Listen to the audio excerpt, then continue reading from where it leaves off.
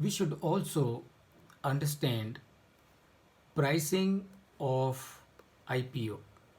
All of us see nowadays many companies coming out with IPOs, and every time when you open Economic Times or Financial Express or Business Standard or any other newspaper for that matter, you will have a big full page ad of a company announcing the IPO and giving all the details in very small letters.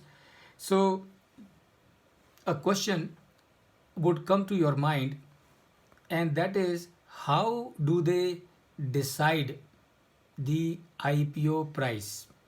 How do they decide IPO price?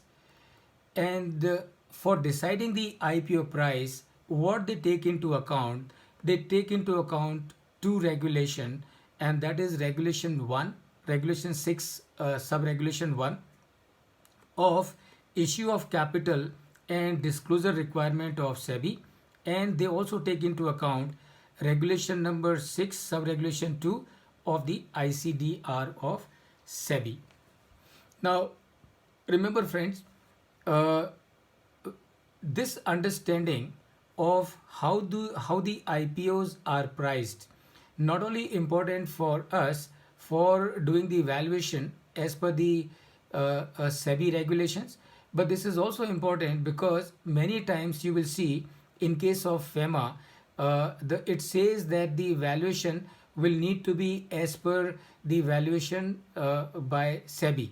So there is a direct reference that is used under the FEMA provisions for valuation under different situation, and that is why I thought that you must be aware that these valuations are not only important from the perspective of SEBI, but they are also important from the perspective of FEMA, and that is what we will discuss when we come to that point.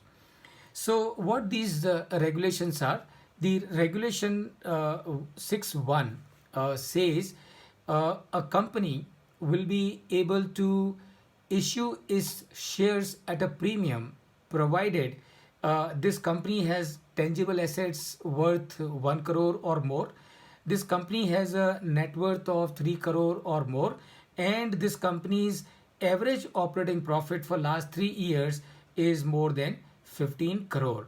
So if these three conditions are met, in that case this company can issue can come out with IPO or follow on offer at a price which is at a premium, and the premium company will decide. So unlike in the past, for the benefit of some of you, I am sure Baman sir will know it in any case, before the advent of SEBI, what we had in this country was CCI, Controller of Capital Issues, and the Controller of Capital Issues had a fixed formula to decide the amount of premium that a company could charge in case of IPO. Now the industry somehow thought that formula was not in the interest of the industry, and that is how CCI was made to go, and SEBI came in, and SEBI introduced a new system of pricing. One is this, which is fair enough. This pricing is fair enough because you are doing a pricing of a company based on tangible assets, based on the net worth, and based on the fact that the company has a profitable track record. But unfortunately, as per the regulation sub-regulation 2, as per the regulation 6 and sub-regulation 2, the process that is followed for pricing of the IPO is the book building process. And what is this book building process? This book building process is, as I understand, a company which is coming out with IPO will give a range of price, a band, or you call it a band. They will give a price band, and they will tell you that the subscriber can subscribe for any price between 650 to 675. Now, when the public issue comes, all the people will subscribe for the issue of this company, और वो जितने ज़्यादा लोग जिस price पे, जिस maximum price पे ये इशू पूरा इस फुली सब्सक्राइब हो जाएगा, that will be the price finally at which the allotment will be done. Now that is okay, that is not a problem. where is the problem? The problem is how does someone decides this price band, and that is a question mark.